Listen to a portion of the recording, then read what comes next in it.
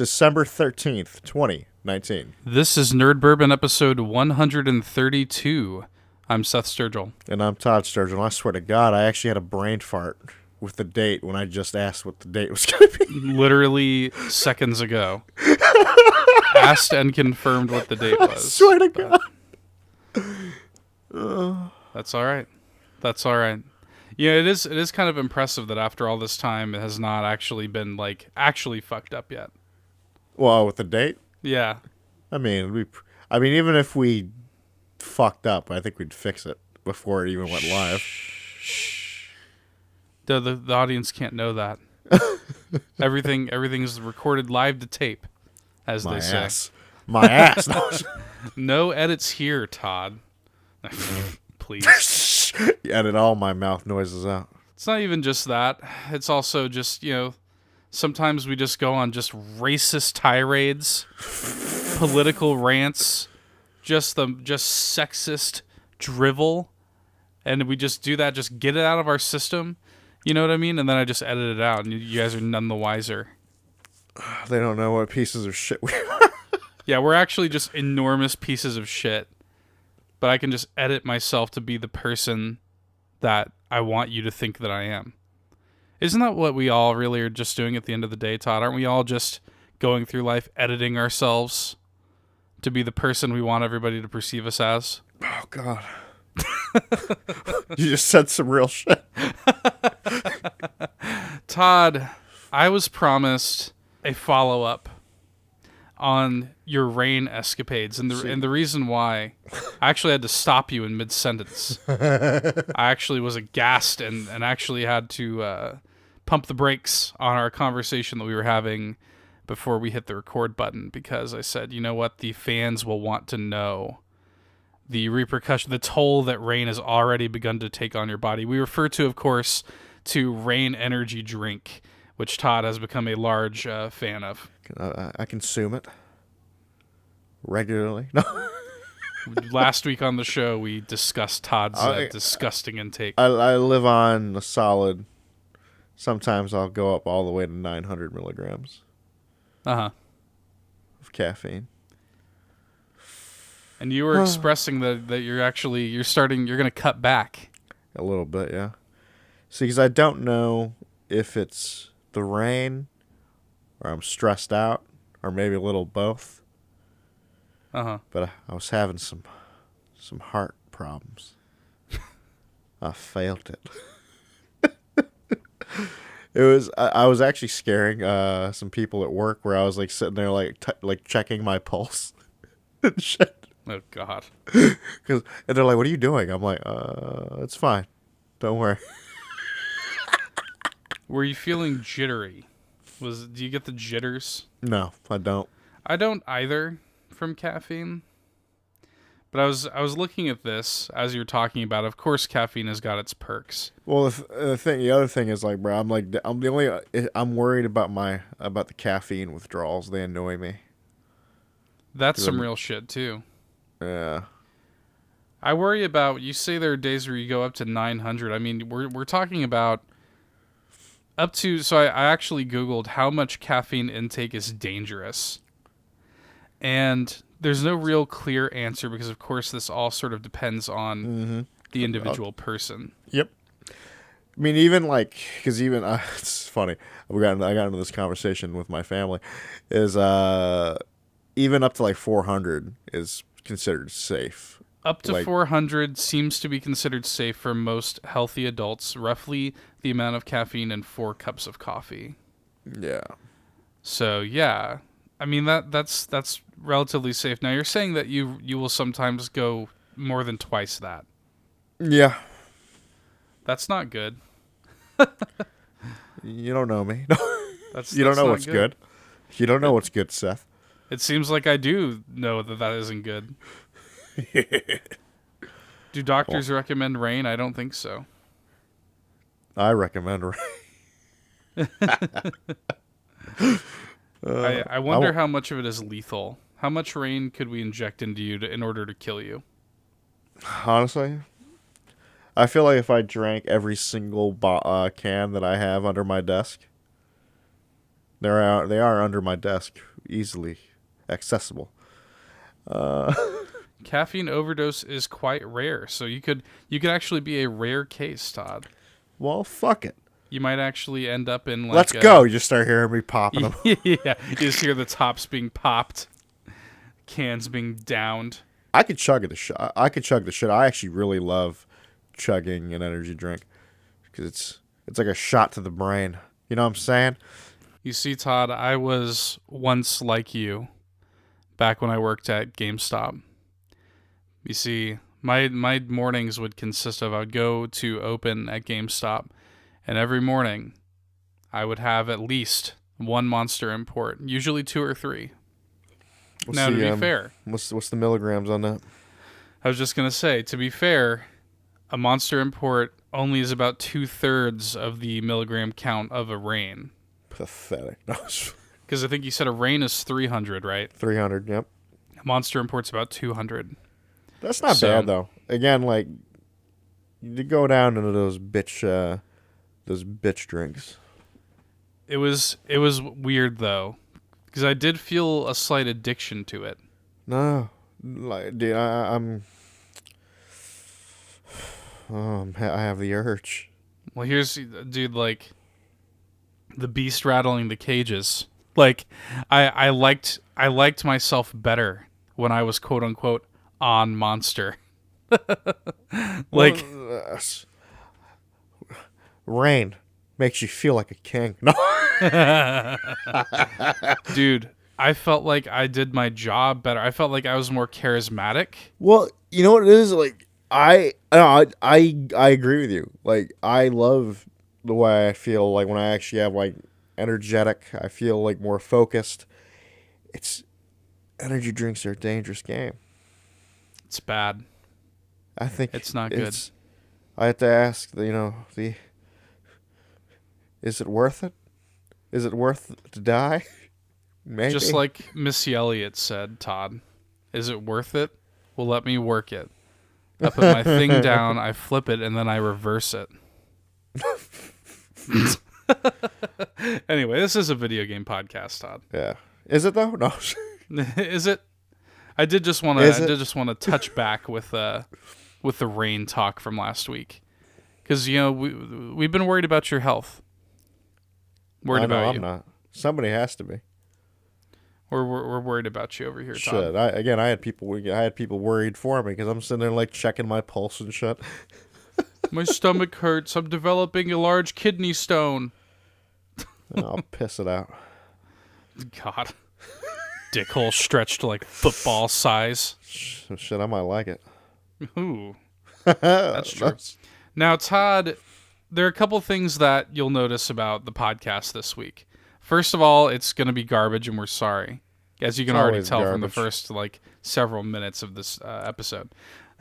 So, apologies for that in advance. But no, on a serious note, the Game Awards did take place this week. However, they conflicted just a little too much with our recording schedule. Mm-hmm.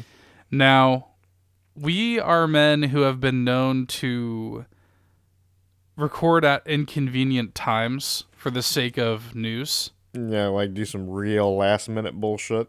But this would be by far the most last-minute we've ever done, and to such a degree that I would be uncomfortable doing it.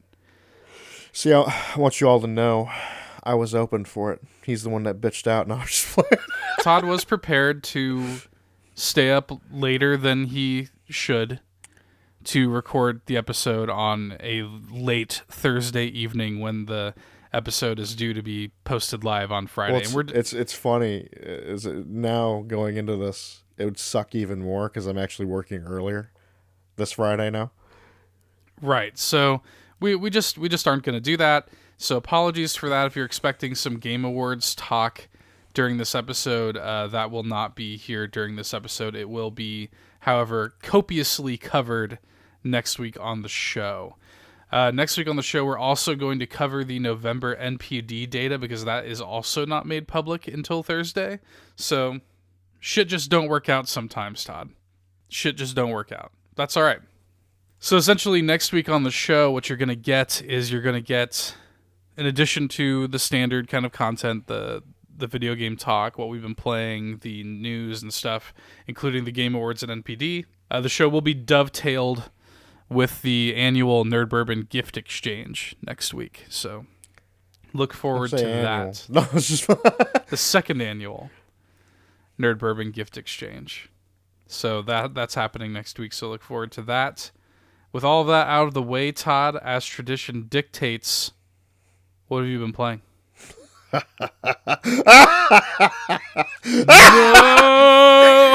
Cue the music. No. God damn it. I thought it was over. It's Monster Hunter talk, motherfuckers. There's been a new Monster Hunter update. I'll watch the time. No, I want you to know. Don't start the time yet. I want you to know that you almost were saved, because I honestly haven't been paying attention to Monster Hunter, because I didn't fuck around with the Resident Evil collaboration shit. I wasn't even aware of that. That was a thing. I didn't give a fuck. Didn't care. So I actually completely skipped over that. But what did come out is the second title monster update, which added Stygian and Ogre. Mm-hmm. Which was just... I saw a perfect image. I was just it was... you know the meme where it's a boyfriend, the boyfriend, girlfriend, and him just turning her back and looking at sure. Yeah. So imagine Stygian and Ogre as the girlfriend, but the true grab of this update is Safi Jiva. And like what you're really looking at? Yes. Yeah. Because that's why, honestly, as much as I don't really, as I've talked with you about it, I've never really, I kind of talked about Stygian and Ogre, but what I've been really talking about is Safi Jiva. I see. And so yeah, I'll talk about Stygian and Ogre as people have been calling him as the demon dog.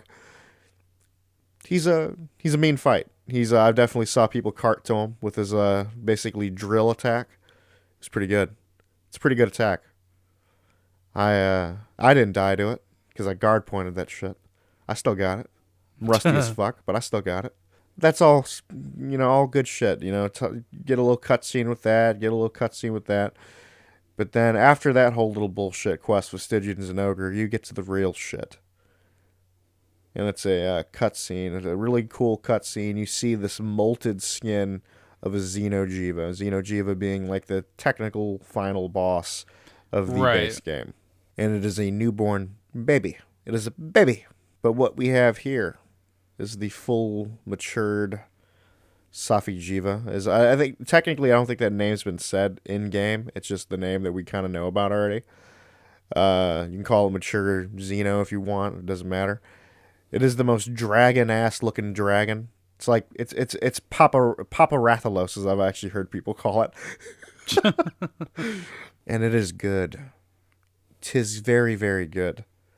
It plays very much like the Xeno fight. It just obviously does other shit. I didn't get grabbed by this, but there's a grab attack where it grabs you and just fucking sticks you in his or its mouth and just does that Godzilla just fucking breathe at you. God bless. I was like, shit. I didn't get grabbed by that shit. But again, really cool fight, it's a lot of fun. And but the thing that the Safi Jiva fight is going to be, it's going to be the new Siege. It's going to be the new Siege in the vein of Call of Tarath, where it's teams, it's 16 people, it's 4 teams of 4 or whatever. Is that right? Whatever, it don't matter. There's multiple teams are going to go into the same, the same quest, doing the same quest but different quest. You know what I'm saying? And basically get the points up so it becomes easier. I'm assuming that's how they're going to do it. That's how the last Siege worked. And at that point, you get the new grab of this is going to be Kulve had relic weapons. Safi has awakened weapons, which honestly they do seem like they're going to be the new meta for the game. All of the awakened weapons all have overarching have the same stats, It's just you could end up getting like the different like statuses or elements, like like thunder, blast, poison, but at that point you can kind of play around with there. I think it has like 5 slots of things that you can add to it.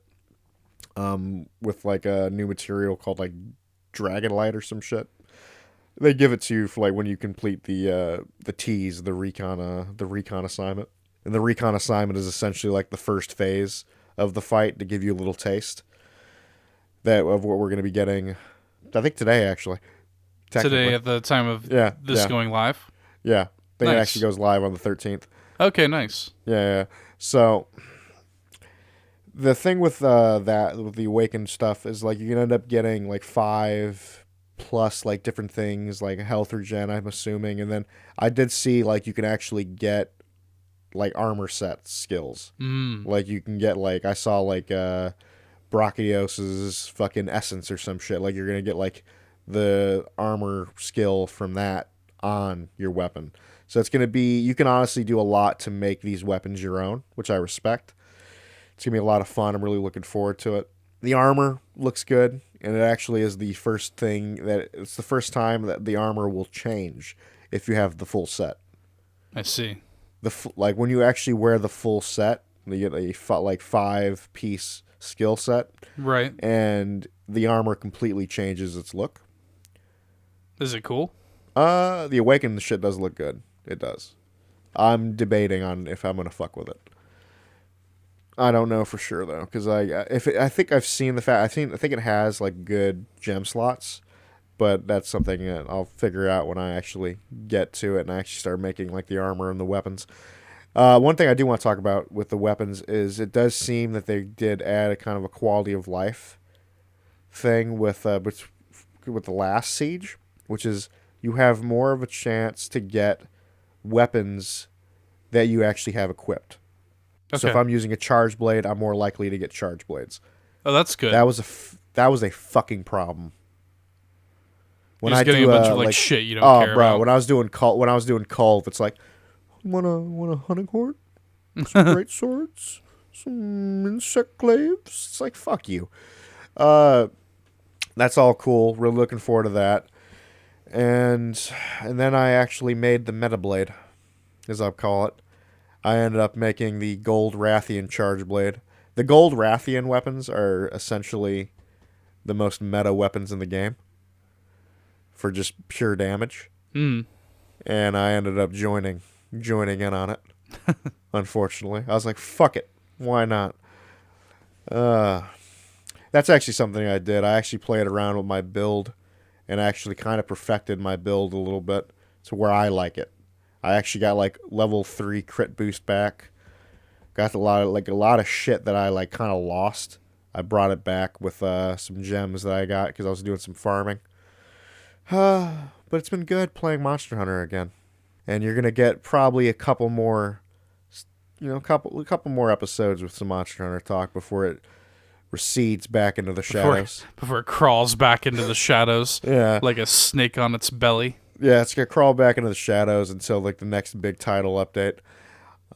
True to Monster Hunter form, it's going to go back to its nest, its lair. Yeah. It's going to sleep it off. Yep. Recover. Yep, that's exactly how it's going to work. So basically, with this update, you got your taste. I basically got a taste. It got me like back into the game. I've been like kind of just occasionally going around fucking with it. But this one on the 13th, it will be the full siege. And actually, I didn't even finish talking about that. The siege itself is going to play off a lot like multiple things they've done. It's going to be like Kulve Taroth mixed with actually Behemoth, the Final Fantasy you were telling me about that. Yeah, because it actually has the aggro mechanic, which I found out the hard way. When I got the aggro, I'm like, well, shit. I didn't realize this was going to be a thing. Yeah, and then also with one of its final attacks that it does, which people are actually calling it the Sapphire Star attack, which is funny. The Sapphire Star is technically like what your character's called by the end of the game. But I've sent a video of that attack to you just to kind of tell you about it. It's I'm not gonna say arguably, it is the coolest attack in that fucking game. The one that makes the music stop, right? Yes, Yeah, the anime-esque like supernova attack. It's super fucking good, and it plays off a little bit like the ecliptic meteor, where you need to get behind like basically the terrain of the level that you're fighting them in. Yeah, and but just for a fight that has this is the thing. The music's so intense it actually has vocals, and so it's like super fucking good. I was actually listening to it myself, like just kind of like by itself recently on YouTube. And when that attack actually, I call it it's the drop. So Safi flies up into the air, breathes down, affects the ground, like it's starting to burn the ground. That doesn't even matter to you. It's like that shit's not going to hurt you. It's just really just for aesthetics, honestly. Just looks good. So at that point, you're trying to run, get behind like these jagged rocks.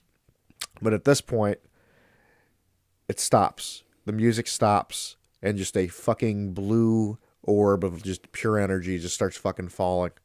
And there's no music, no nothing. It's just silent. The effect is cool. It's fucking legit. I watched a reaction video of like multiple motherfuckers like reacting to it. It's like everybody had the same reaction. They're like, holy shit. Holy shit. And yeah, big massive explosion. If you're behind it, you're dead. You're just fucking dead. Damn. Really looking forward to seeing like the full phase. I'm hearing rumors that like Safi's gonna actually transform in the fight. So like the final phase might be a little interesting. Cause Call did the same thing where like you get like her fucking her like gold metallic cloak off her, and the fight changes a little bit. So I'm looking forward to that. Get ready to hear more about that next week. I do apologize. And other than that, well, that's Monster Hunter talk. And now now to other shit that I've been playing. Wake back up, everybody. Wake back up, everybody. I've been playing a little bit of Call of Duty. Okay. Not that much. I was kind of I was checking out the Battle Pass. Seems like a solid Battle Pass. It's mostly like cosmetic stuff, right? Yeah, it's cosmetics, some like emblems and shit. It's a pretty standard Battle Pass, honestly. Yeah. I do respect the cosmetics for like the operators. I think those are pretty legit because they're actually a little more unique than the skins that were already in the game. So I do respect that. It's Call of Duty. Call of Duty's Call of Duty. There really isn't much for me to say. Other than that, like, the Battle Pass seems like it's kind of cool. Yeah, it's cool. I mean, it's cool that's like implemented now. I'm trying to think of like what else I've been fucking with. I don't honestly. My life just blurs together. Yeah, shit. Tell me about it. Just it blurs together. I honestly, it is essentially going through the motions. Like I honestly, sometimes I forget the day. Sometimes. It's not good. I do have games that I want to play, but it just I've been so fucking busy. It's like it's just impossible. And it blew my mind. I'm looking at it. I'm like, how the fuck am I gonna be on a plane in like a month? Just about. Like, what the I was like losing my mind. I was like sitting there at work. I was like looking at the calendar. I was like, fuck, what? I was like, how? What? No. It's coming up, boy. You ready? Actually, I do need to drop you that money. Yeah, I gotta come around busting some kneecaps. So what's going on? Yeah, no, I'm just fucking with you. On my end, though, joking aside, I have been so fucking busy that really, when I do get a spare scrap of video game time, it's pretty much just Pokemon. I know that, boy. That's all you've been playing. And it just fits. It just has the right shape. You know what I mean? I think the Switch is kind of like, I think that's another reason why I think the Switch is like honestly like the perfect console for you. Yeah. If I was dealing with the shit you were dealing with, I'd be playing a lot of Diablo 3 right now. Yeah, I just need something I can jump in, jump out, have like, some fun with. That's why Diablo is a dangerous game for me, because it's so easy to just jump on. Yeah, so I've just been chipping away at that Pokedex, just kind of getting my Pokemon, getting my final team the way I want them, getting all the items that I want, playing a lot of the Battle Tower, which I don't know if we've really talked about the Battle Tower, but I haven't even fucked with it. It's really, really cool. Is it cool? I might have to jump on and check it out. It's really cool for like people who want to sort of like dip their toes in competitive stuff. I think for you, it would probably just be the kind of thing you do like once or twice and it's like whatever. But for me, like basically the structure of it is your team is capped at 50 level wise. Okay. You bring in 3 Pokemon for the singles battles anyway. I have not actually fucked with the doubles side of the battle tower. But for singles, you choose 3 Pokemon. They're capped at level 50. You can still Dynamax and all that. Gigantamax, all that is still available to you. However, you go up against a person who also only has 3 Pokemon. You don't know what they're going to have. It's all completely random. And you kind of climb through these ranks. And as you're winning, you're earning battle points, which you can spend on things like mints. Like mints that can change your Pokemon's nature, which is like a godsend. Like, to be able to change your Pokemon's nature is awesome. You don't have to sit there and grind if you don't want to. Now, you could argue that, depending on the situation, it's more of a grind to sit there and grind out battle points at the battle tower than it would be to just catch the Pokemon until you got the nature that you wanted, or breed the Pokemon until you got the nature you wanted. But it's cool that option is in there. So, like, for example, I have Dragapult, and that Pokemon is kind of a pain in the ass to get, because already it's pretty rare. The Pokemon that it evolves from is pretty rare, and it only evolves into Dragapult at level 60 anyway. So it's kind of hard to get, and it's not the type of Pokemon you can sit there and just catch over and over until it gets the nature you want. You know what I mean? Mm-hmm. So to be able to grind out and get a mint for that is so nice.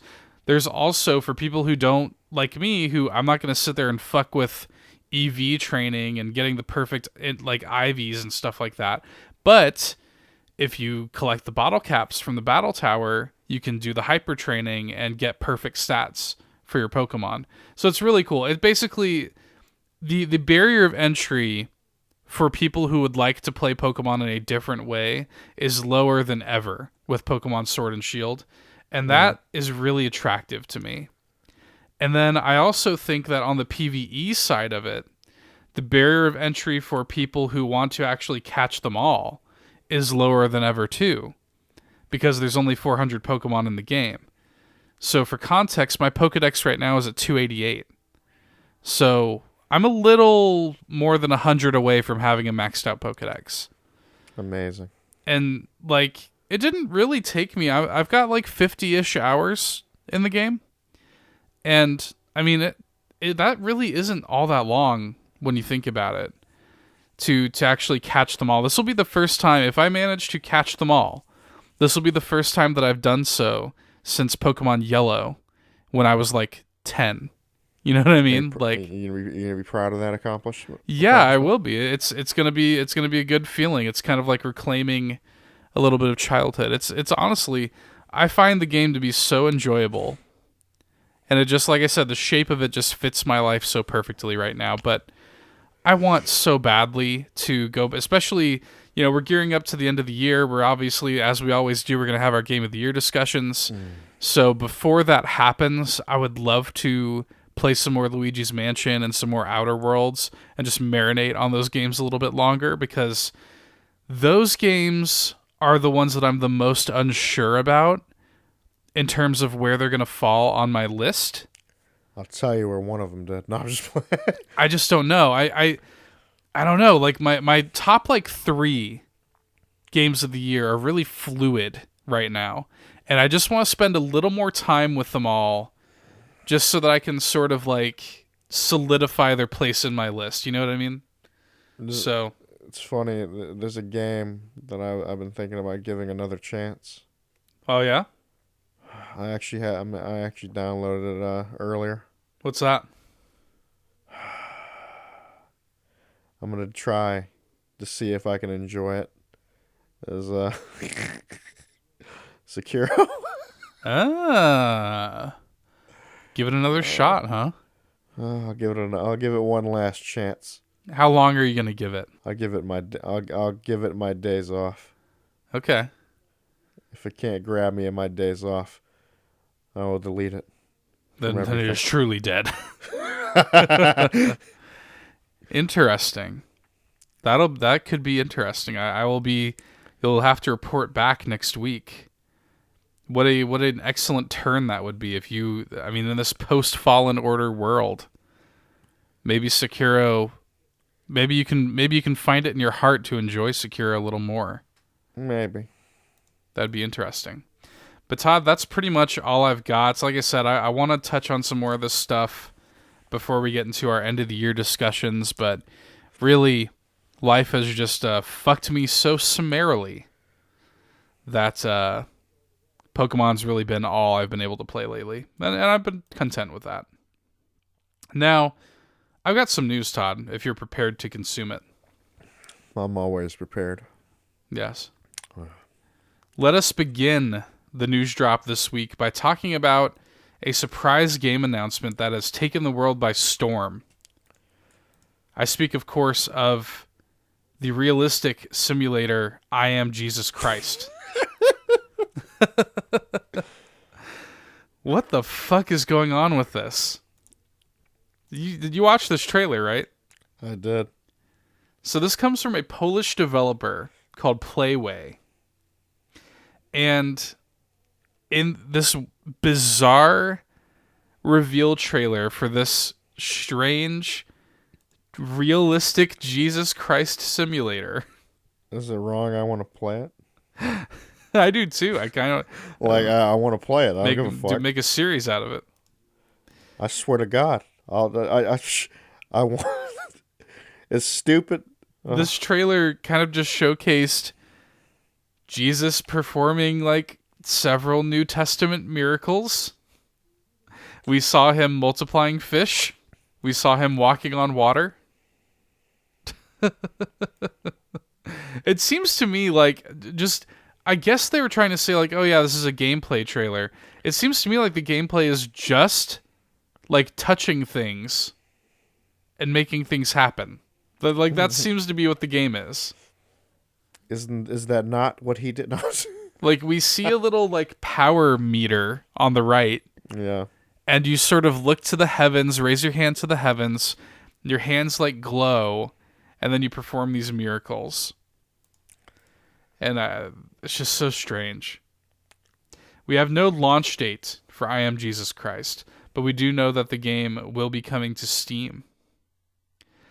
I've actually got the official description for the game reads, and I quote, "Become Jesus Christ, the famous man on earth, in this highly realistic simulation game." Keep in mind, this is a Polish developer, so this is probably some broken-ass English in this description. "Pray like him for getting superpower. Perform famous miracles like him from Bible, like casting demons, healing and feeding people, resurrection, and more in I Am Jesus Christ. I Am Jesus Christ is a realistic simulator game inspired by stories from the New Testament of the Bible. Get into old times and follow the same path of Jesus Christ 2,000 years ago." I'm sorry. Game is covering the period from baptizing of Jesus Christ and to resurrection. Have you ever wondered to be like him?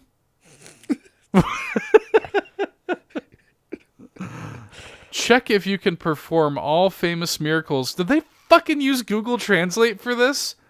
I swear they did. Check if you can perform all famous miracles from the Bible like Jesus Christ. It is a simulation. Usually, to be honest with you, that's usually what happens. They just literally use Google Translate. Yeah. It is a simulation game, and you can try to save the world as he did. Are you ready to fight with Satan in the desert? I am. Satan boss fight. Let's fucking go. Exorcising demons and curing sick people, or calm the storm in the sea. So, I mean, this does sort of imply a Satan boss fight, does it not? It says... Let's fucking go. It deadass says, are you ready to fight with Satan in the desert? Like, finishing this fight. That is the description of this game. Now, it was funny, because I was like, God, 10 out of 10, day one purchase. Day one purchase, full Let's Play series on the YouTube channel. On some real shit, though, I was like, I need to look. Who is this developer? Who is Playway? I've never heard of them. So I did some research. And looking at their pedigree, it actually seems like this might be right in their wheelhouse. Because these motherfuckers have made dozens of PC simulation games. Mm-hmm. Such as Taxi Simulator, Farmer's Life, I Am Your President, and much, much more. So, who better to take up the mantle of developing the perfect, most realistic Jesus Christ simulator? Also, is that the most oxymoronic sentence you've ever read? Realistic Jesus Christ simulator. Where's my Santa Claus simulator? Well, you want to come down? You want to go down a chimney? I am Chris Eat some Kringle. Cookies and milk. Bro, I was just talking about this when I was a kid. I was just talking about this with my wife. When I was a kid, I have to imagine, like, we definitely used to, like, make cookies for Santa and shit. And, like, it was, you know, now that I'm adult, I know it was just my dad eating them, you know? Dead ass. just fucking sitting there and shit. Just, like, milk, bitches. We would leave, like, cookies for Santa and carrots for the reindeer, right? And then you wake up the next morning, like, oh, he came, he ate some, you know? Wow, look, he even fed the rain. I wonder if there were nights where my dad was like, carrots. but he had to do it. You see, like, crumbs and half-eaten cookies and stuff like that. I also wonder if my parents. That's the thing. You can't eat all the cookies. You only gotta. Always gotta leave a little bit. Yeah. I always thought it was rude that Santa never cleaned up after himself. He just, like, that would destroy the magic. He needed to leave the evidence of his arrival. The children need to see his mess. I almost wonder too. Like, I think back on that shit, and I just laugh as an adult because I'm like, dude, I wonder if my parents were ever, like, shitting themselves when my sister and I would be like, we're gonna stay up and we're gonna catch Santa. That's the thing. That's why it's weird. It's weird to me because, like, I never was that kid. Yeah. No. Yeah, you didn't really grow up with the Santa thing. No, never. And it was just weird to me because I would see, like, my cousin Tyler and Sierra. Bro, those motherfuckers, I'm gonna be real with you. They believed it for a little too long. They were like 19. Bro, they believed it for a little too long. Yeah, bro. Santa's bringing me this. Like, Santa ain't bringing you shit. I just wonder if, like my sister and I'd be like, yeah, we're going to stay up and we're going to catch Santa in the act. We're going to sit in the living room and just stay up all night. I wonder if my parents in their head were just like, oh, fuck, oh, fuck, oh, fuck. And then that's when you sit there and you fall asleep in the, you get that good teleportation. Yeah, you always wind up falling asleep. You wake up in your bed wondering how the fuck you got there. I always end up falling asleep. You remember that shit? Oh, yeah. Big time. It terrified me. And then also... like I think at a certain point my parents would deploy the whole, like, if you stay up Santa's not going to come. That kind of shit. It's so funny to think about as an adult, the lengths that my parents must have had to go through to keep up that illusion. So that's a long-winded way of me saying Playway. If any Playway developers are listening over there in good old Poland, I am Santa. I am Chris Kringle. How about that? Make it. I'll play it. Anyway, Todd, moving right along. I have a game announcement for you. Something you might be interested in, as a matter of fact. Oh, and if you aren't interested in it, you should be. Because Sega announced this week that both Bayonetta and Vanquish are making their way to Xbox One and PS4 on February 18th, 2020. Now, Todd, I know you're familiar with Bayonetta. Did you play Vanquish? I played the demo. How'd you feel about it? I dug it, actually. Dude, Vanquish is fucking awesome. That game is so good. That game is like top tier third person shooter. And I'm so glad it's getting a kind of like a new coat of paint for PS4. You gotta play this when it comes out. You would love it. I should know about that, but I'm definitely looking forward to it now. Yeah, so apparently they're doing it. It's like a 10th anniversary thing. It's going to be in a physical 2-pack bundle for $39.99. Or, because you know that we buy our games digitally here in the future, you can buy them bundled digitally for the same price. Or if you want to do it separately, they're $24.99 a piece. I might just get both of them. Fuck it. They're both excellent games. I mean, Bayonetta is also, one of the best character action games ever. And you can also you get it on Switch as well. Bayonetta 2, of course, being a Nintendo exclusive, and 3, I guess, will be as well, whenever that game eventually comes out. But both titles will run at full 4K 60 FPS on Xbox One X and PS4 Pro. Oh. So, dude, I'm just like, Vanquish, 60 frames, 4K. I'm so there. I'm so fucking there. That game is so goddamn good. I can't stress that enough. I feel like not enough people played it when it came out. That game is excellent. Like, top 5 third-person shooters.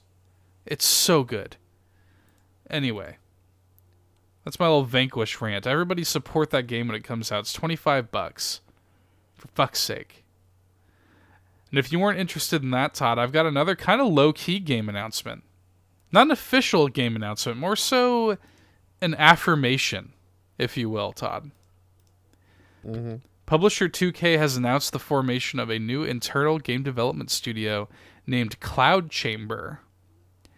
And this new Cloud Chamber, this new studio, has got locations in both California and Montreal. And 2K announced that this new studio will be developing the next BioShock game for, quote, the next several years, end quote.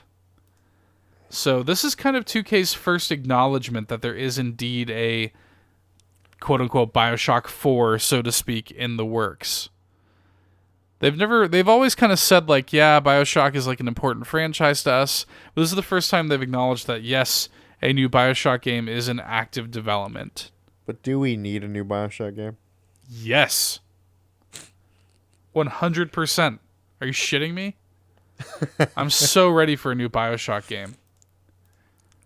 Now, speaking to IGN, the studio head, her name is Kelly Gilmore. She would not give specifics on this new BioShock game, although she did confirm that series creator Ken Levine will not be involved with the project in any way.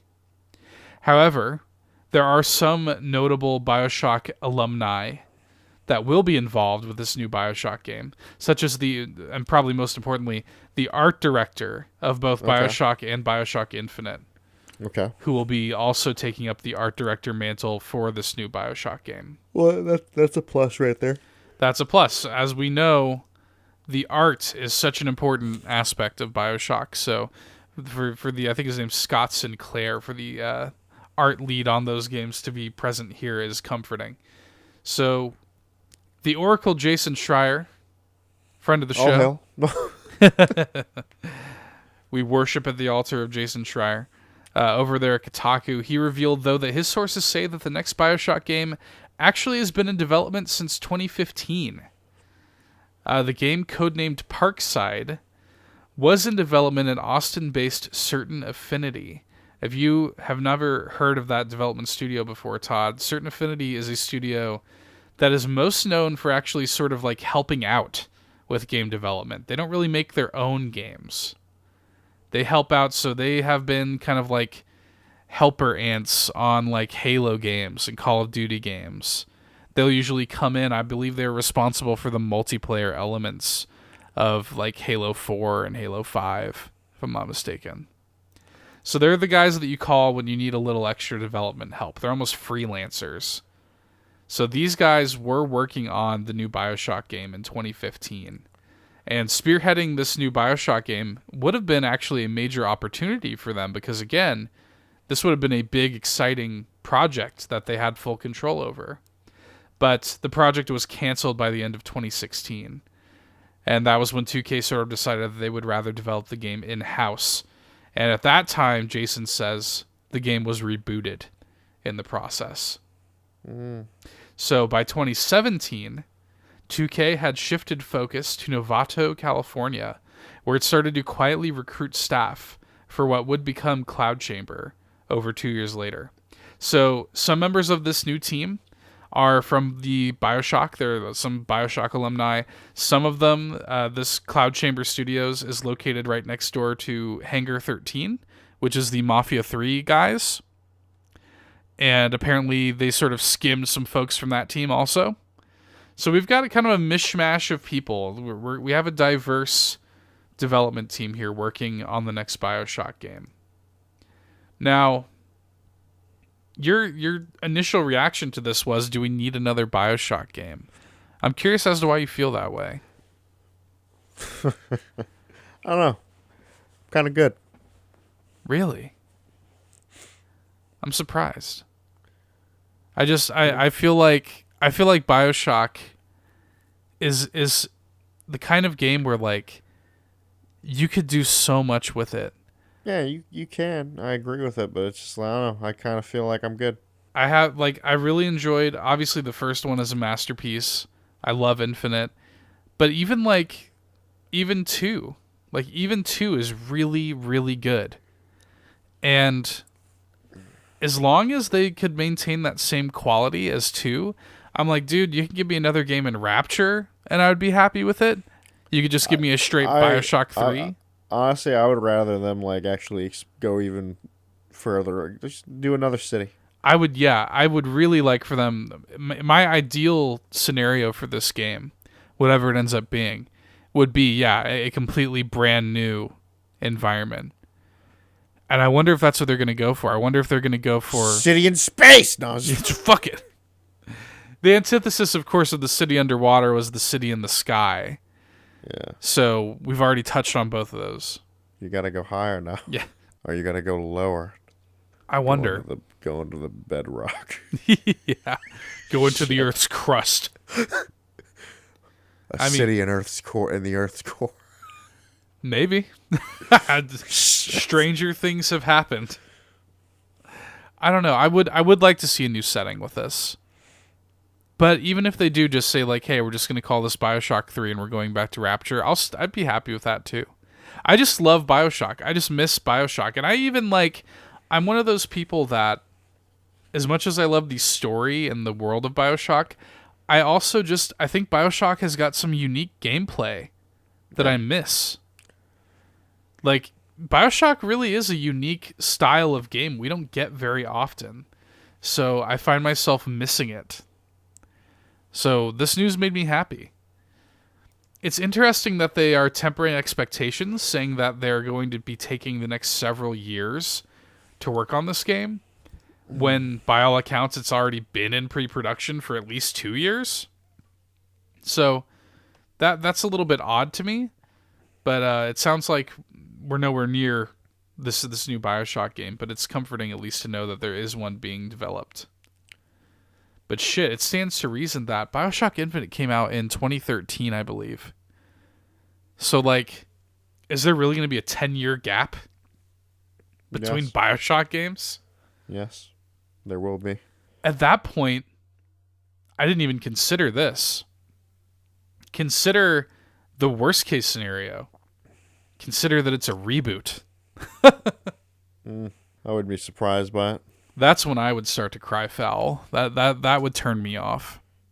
And that's the thing. I can see it, though. I can easily see it being a reboot. With all that passage of time. I don't know. Well, I guess we'll have to see. I don't think we're going to hear any more about this game anytime soon. But, again, I'm happy that BioShock lives and breathes somewhere. For now, you are. For now, I am, anyway. Todd, we had fully 2 events happen this week in the form of Sony's State of Play, and Nintendo had also an Indie World event. Missed both of them. So did I. I actually caught State of Play at the very end, but I think they were early. It was weird. It happened at 8 a.m. our time. It was odd. Yeah, my ass is 2 hours into my shift.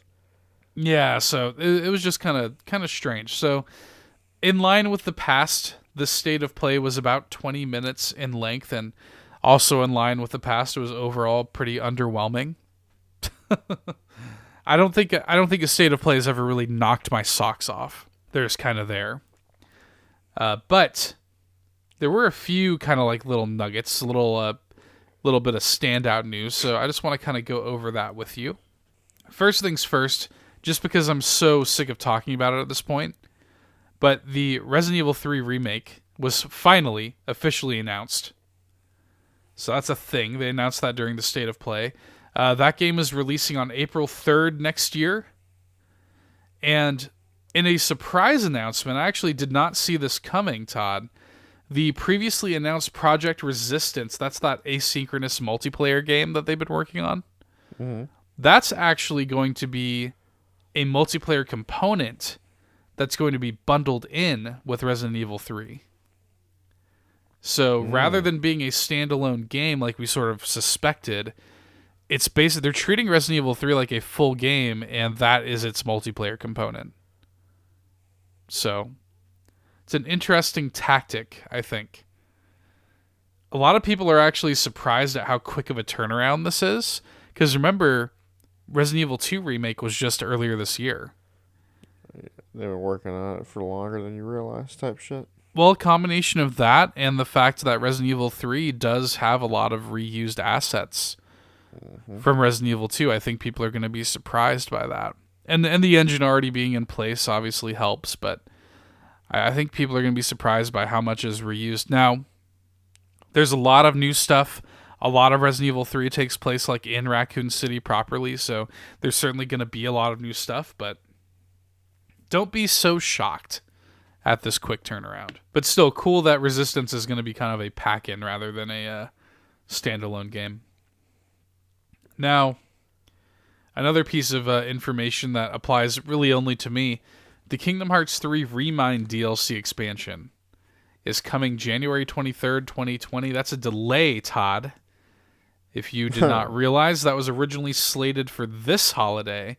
And in fact, I think they even narrowed it down at one point to December. But now we have a hard date of January 23rd, 2020. Almost a year. How does that make you feel? It doesn't really bother me because I haven't really been keeping track with it, to be honest. Kingdom Hearts 3 occupies such a weird space in my mind. Like, it's weird. I feel so weird about that game. But the trailer was cool. It kind of like showcased that this expansion is going to have a bunch of new boss fights, some new playable characters, new story content. And the thing that excites me, I don't know if you remember me bitching about this when Kingdom Hearts 3 first came out, the game had no Final Fantasy characters. Oh, yeah, that's right. Which was weird. So with this expansion, we see the return of Final Fantasy characters. So that was cool.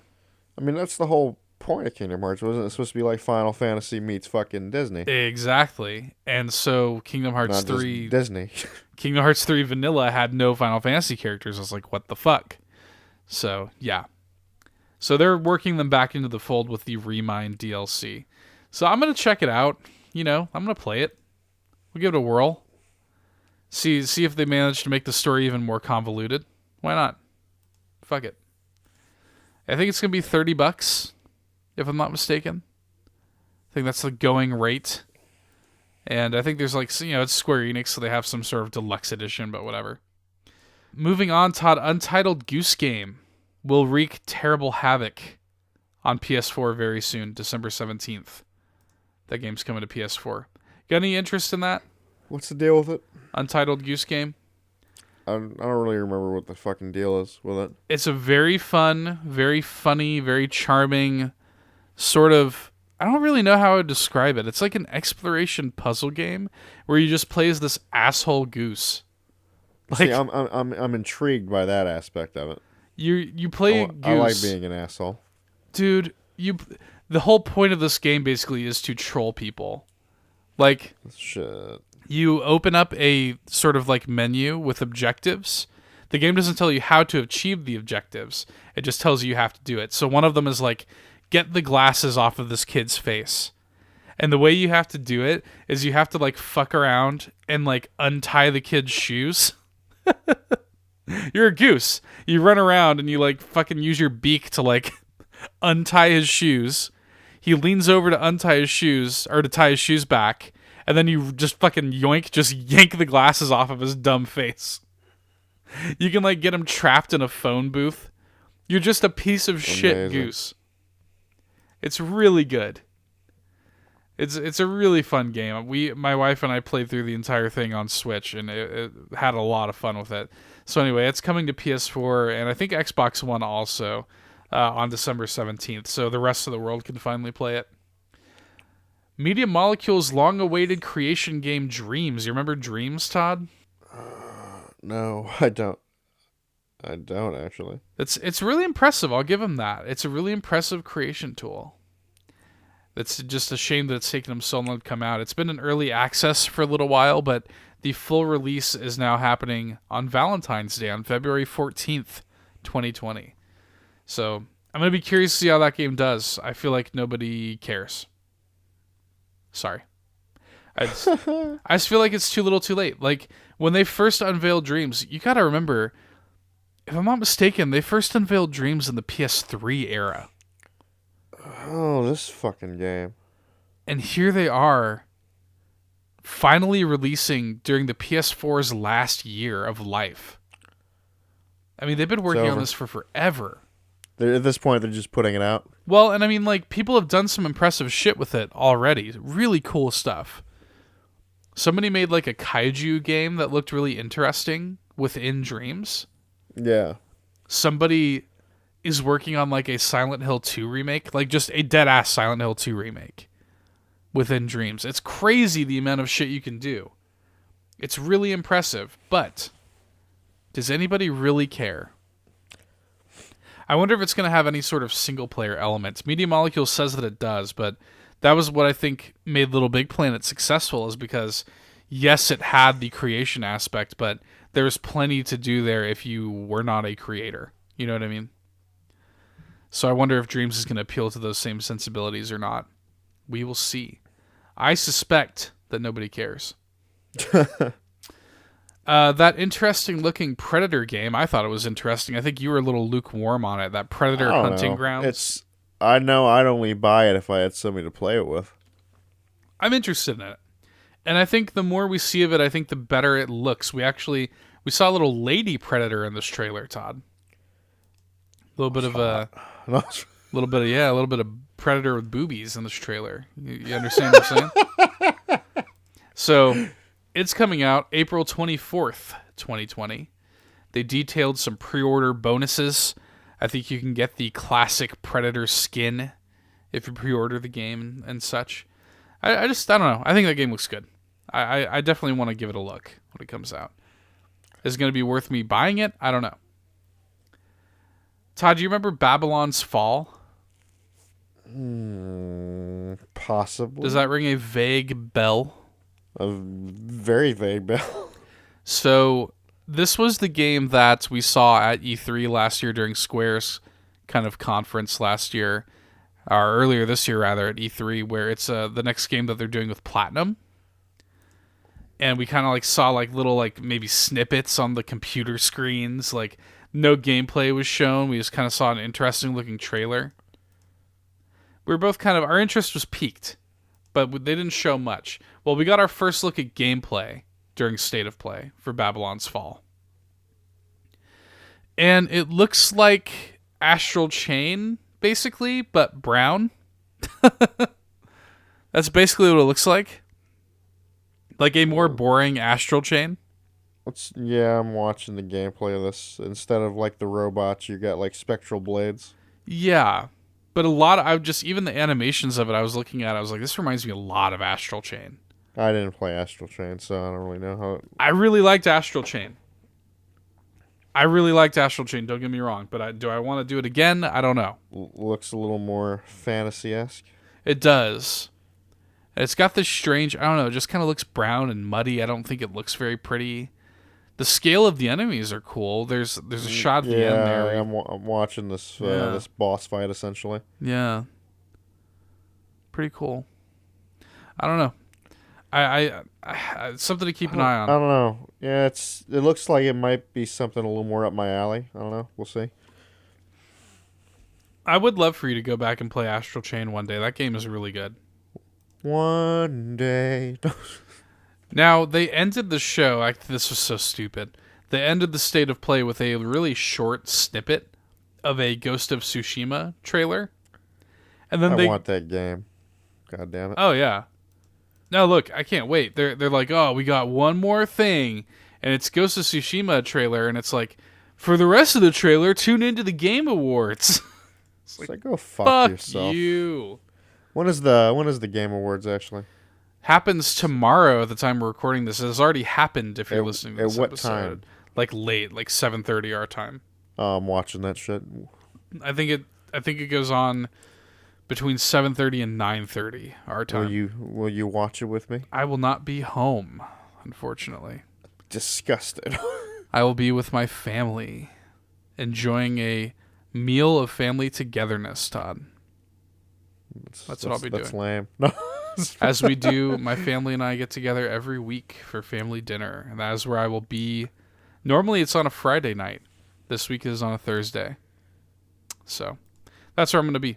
And that's another kind of piece of the puzzle as to why we cannot record Game Awards announcements this week. So that was it, though, for State of Play. It was lame. It was weak sauce. It was te weak sauce, as the kids used to say 10 years ago. What was a little more impressive, not much more, but a little more impressive, was that Switch Indie World event. Mm-hmm. So a few significant indie game announcements that I'll just run through a few of these. So have you ever heard of Axiom Verge? I don't think so. It's a pretty popular indie Metroidvania. And it's got this cool, like, pixelated style. It basically feels like almost a sequel to Metroid. Like, it literally feels like a 2D Metroid game. That Axiom Verge is not enough to just be a Metroidvania. It literally feels like Metroid specifically. You know what I mean?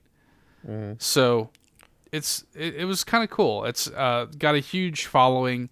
Anyway, they're making a sequel, or rather, the one guy, Tom Happ, is making a sequel, Axiom Verge 2, which is on its way in fall 2020. Now, it is currently only confirmed, I believe, for Switch. So, I don't know if that was one of those things where they just say that it's coming to Switch because it was during the Nintendo event, or if it's going to be everywhere else. I mean, Axiom Verge is fucking on everything. So I imagine it's going to come everywhere eventually, if not everywhere at launch. So, but anyway, that's happening. Axiom Verge 2. Dauntless is on Switch, huh? Yes.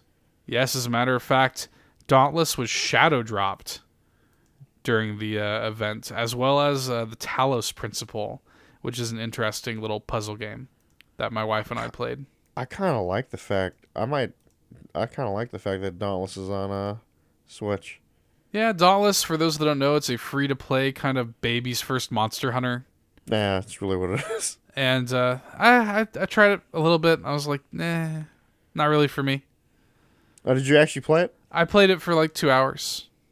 Not on Switch. I played it on PS4. Oh. When it came out on PS4. I think you and I tried to play it. We never got around to it because it was just we were gonna play it together, and then we were busy. We were busy that week, and by the time we finally had the time to both play it, we were both kind of like, eh. Yeah, I was very lukewarm on it. Nothing about it really grabbed me, to be honest. It's like, well, I think you basically said if you wanted to play Monster Hunter, you'd play Monster Hunter. Well, yeah, like if I wanted to get back into a Monster Hunter style game, I'll just get back into Monster Hunter. So, just not. It is what it is. So we're gonna have actually a sequel to another kind of sleeper indie hit called Golf Story, which was a kind of a big deal on Switch when it came out. People were kind of surprised by it because it's a golf RPG, but apparently I never played it, but apparently it actually has some pretty deep RPG mechanics and kind of a nice story. I was surprised. It's like, what is this? So it's getting a sequel. The sequel is called Sports Story. So in addition to golf, it will bring in other sports like baseball, tennis, soccer, and more. So people are excited about that. Todd, something I'm excited about is Skatebird. What? Skatebird, Todd. It's a game that's releasing in late 2020, and it's about a bird on a skateboard. Todd, need I say more? I'm on board for this. I'm on bird for this. How about that? We watched the announcement trailer. Skatebird. If you don't fall in love with that bird instantly, I question everything about you. I want to play this stupid ass game. Bro. Like, I'm down. Well, this is my Skate 4. If you will not give me Skate 4, I'll take Skatebird. I will take Skatebird. Skatebird is sufficient. So yeah, that's happening. I want to play this. I want to play this shit. Please. So up my alley, it's not even funny. That's fresh to death. I love this shit. This is a really cool looking little indie game. It's called Super Mash, and it's coming out next May.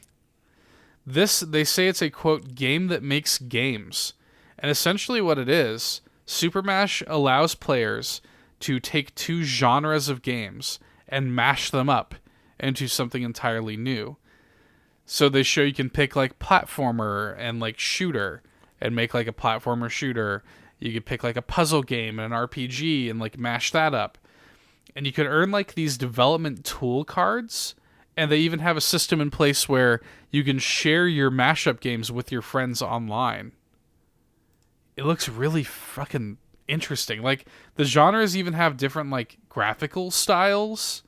Yeah. It's really weird and cool looking. I was sort of like, I don't know. Seth, this is video game vomit, but real shit. Basically, yeah. Sort of. Oh, God, are we due for that?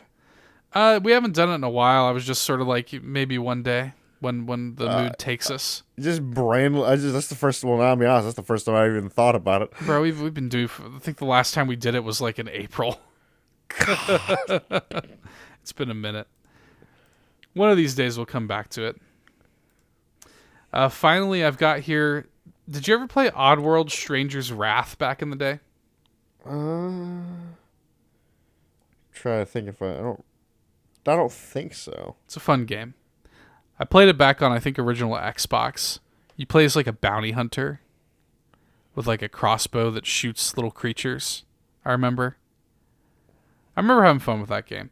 Anyway, it's coming to Switch next month, so that's kind of cool. I like that game. Mildly cool announcement. But that is pretty much it. That's pretty much what we got from the Indie World event. Nothing too major. Pretty low key on both counts. I'm just ready to see what we get from the Game Awards. Yeah, the Game Awards should prove interesting. I think it stands to reason that we're going to have the final Smash Fighter revealed. This is all old news to anybody listening to this because it happened yesterday. Who do you think?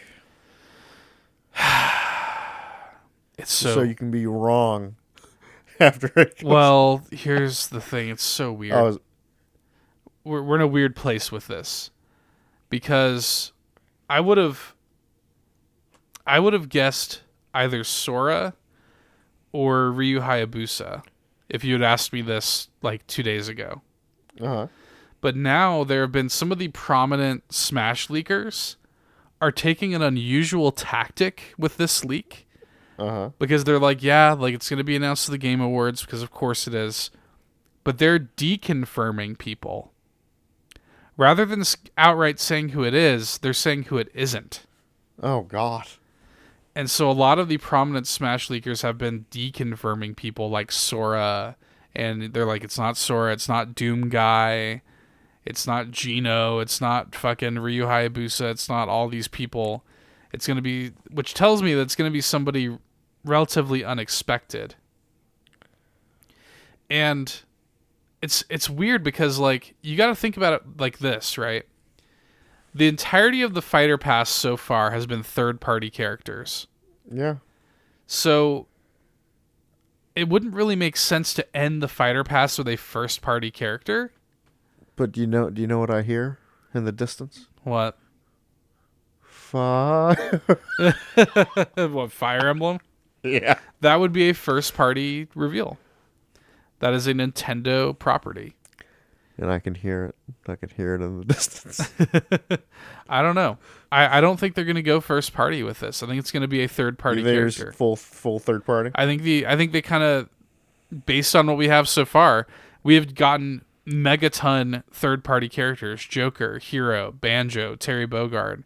Like, the question is, what third-party characters are left that have that same merit? You know, that's why I was sort of like, okay, Sora would be kind of a megaton announcement. Now, a lot of idiots in the chat are like, oh, I think it's gonna be Master Chief, and that's not impossible. I don't think I would necessarily like to see Master Chief in Smash. I don't want it. That would just be weird and bad. But what would you do if they ended it with Waluigi? Again, that would be first party. I would love to see Waluigi in the game. But that's a first party announcement. I just don't think they're going to go first party.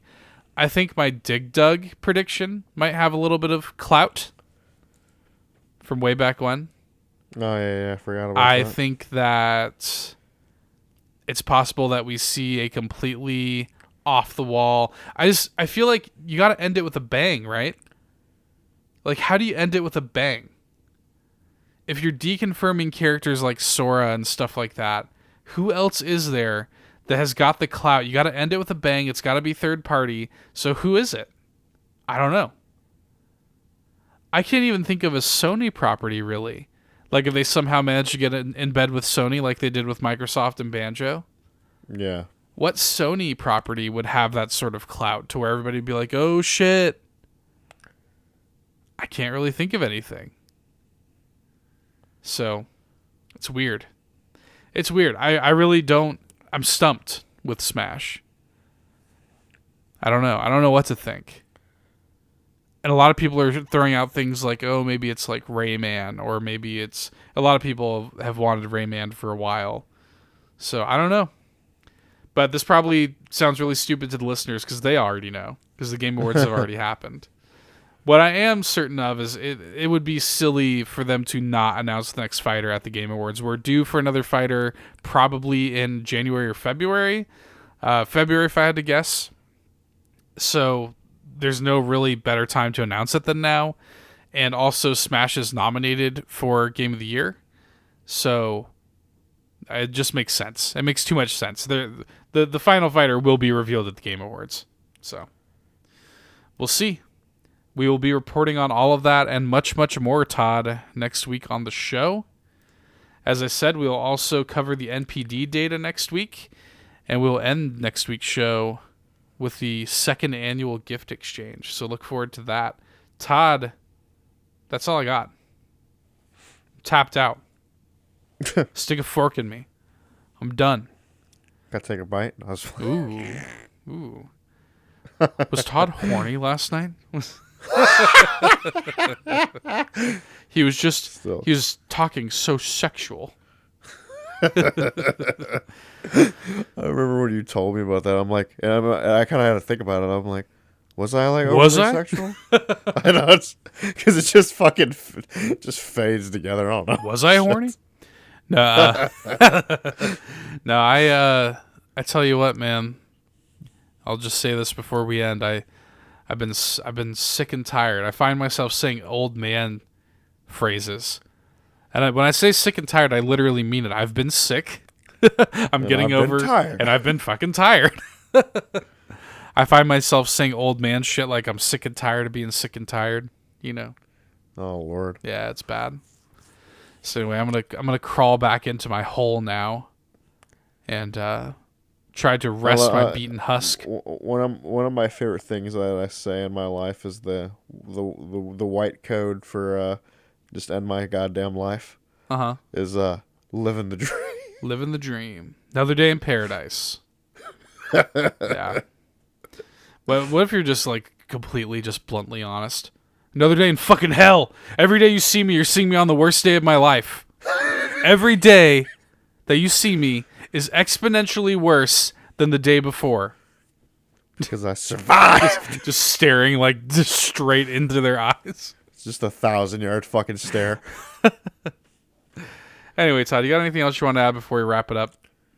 No, I think that's about it, man. All right, folks. We'll catch you next week. Get fucking dunked on. Bye. See ya.